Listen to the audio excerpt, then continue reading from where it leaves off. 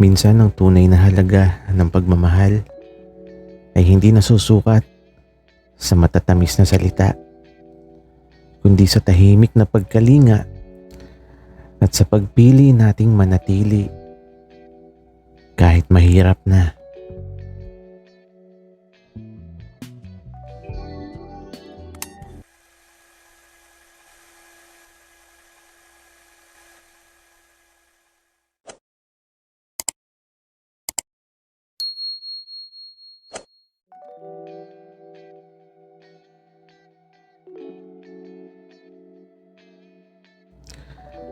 Habang patuloy pa din na lumilipas ang mga oras, kahit pilitin kong maging masaya, tila ba mas nangingibabaw yung kalungkutan na nararamdaman ko.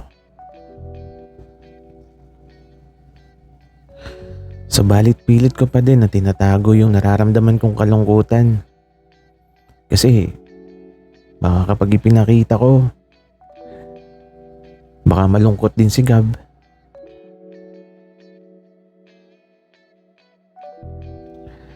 At saka babalik naman siya agad. Pero nakakalungkot.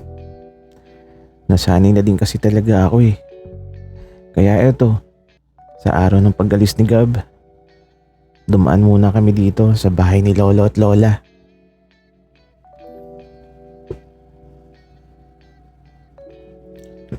Akiro, ayusin mo nga yung paglalakad mo.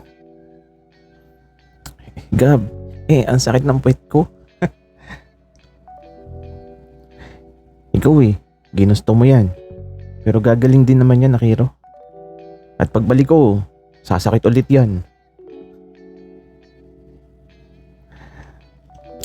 Ayoko na, Gab.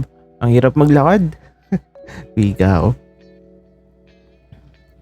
Kaya eto, nung makarating kami sa bahay ni Lolo at Lola, nandito lang sila sa labas ng bahay. Nakaupo sa ilalim ng puno.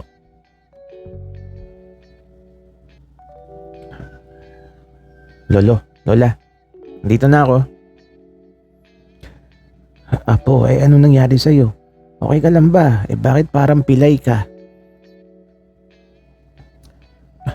Hindi po, Lolo. Medyo ngalay lang po. Tsaka, Lolo, Lola, aalis na po si Gab. Iho, Gab.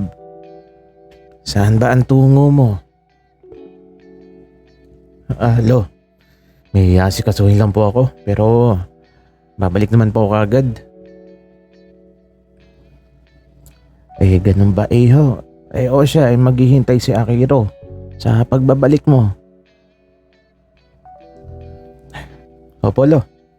Babalik po ako. Kahit anong mangyari. O siya, ingat ka, Iho. Apo, ihatid mo na si Gab sa sakayan. Kaya ito, matapos makapagpaalam, inihatid ko na si Gab patungo sa sakayan palabas ng bayan. At habang naglalakad kami, nalulungkot na lang talaga ako. Akiro, alam kong nalulungkot ka. Pero babalik ako kagad pagkatapos nung aasikasuhin ko, ha. Huwag kang mainip kasi babalik ako kagad. Oo naman, maghihintay ako. Ika ako. At tila ba kahit anong bagal ng paglalakad ay tila napakabilis naming nakarating. At eto, sakto na mga alis na yung tricycle, kaya ang tanging nagawa ko na lang ay ang yakapin si Gab ng isang mabilis na yakap. Gab, babalik ka, ha? Maghihintay ako. Oo, Akiro. Babalik ako sa'yo at kahit anong mangyari, babalik ako.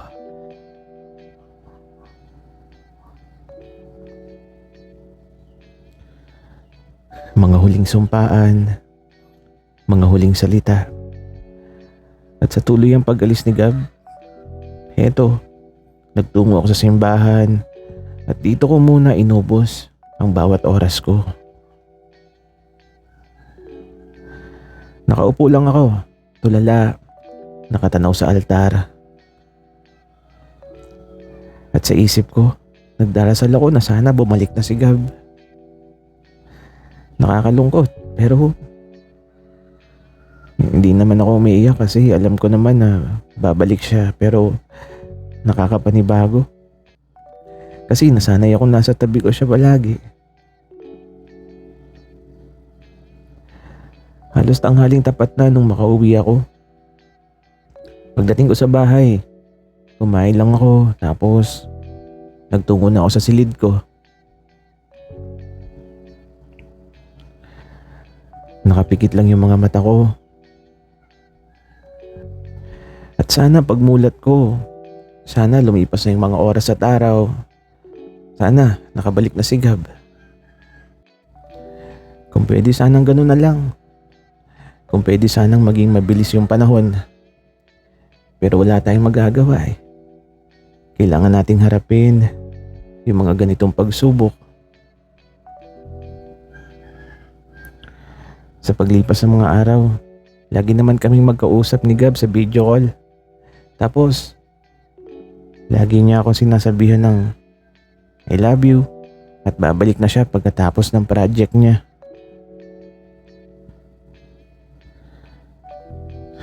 At aba, may teddy bear na siyang binili kasama niya sa silid niya.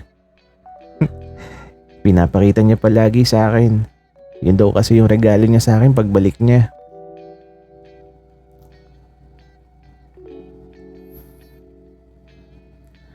Tuwing gabi, lagi kaming naka-video call. Busy daw kasi siya sa araw. At madami daw siyang inaasikaso. Kapag araw naman, puro chat lang kami. Kaya kahit paano, kapag nakaka-chat at nakaka-video call ko siya, gumagaan na yung pakiramdam ko.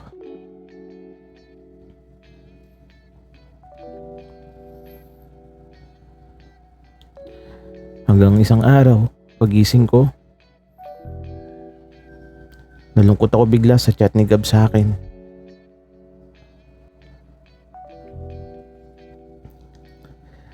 Akiro, may project ako sa malayo. Walang signal sa lugar na yun. Pero huwag kang mag-alala. Pagbalik ko, makikipag-video call ako kaagad sa'yo. Tsaka Akiro, mahal na mahal kita. Kahit anong mangyari.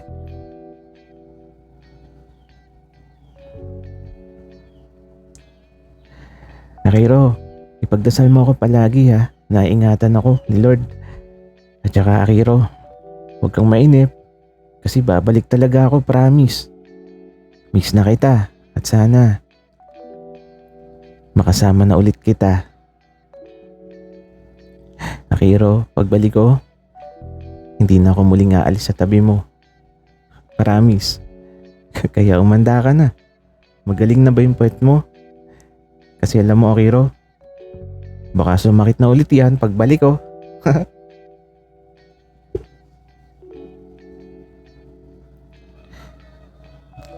Sige na, Akiro, paalam na muna. Mag-iingat ka palagi. Mahal ko.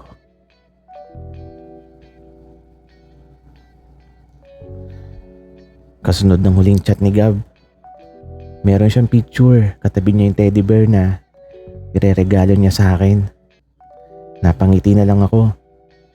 At eto, online si Gab, 3 hours ago na yung nakalipas. Kaya nag-reply na lang ako ng ganito.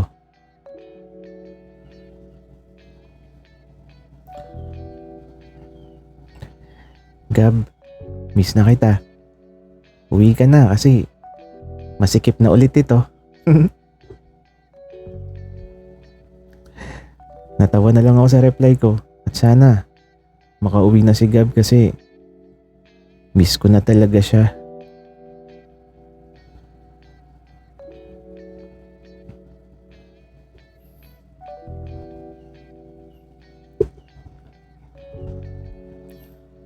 Dok, Iligtas mo po ako ha. Kasi may babalikan pa ako sa Pilipinas. Huwag kang mag-alala, iho. Gagawin namin ang lahat.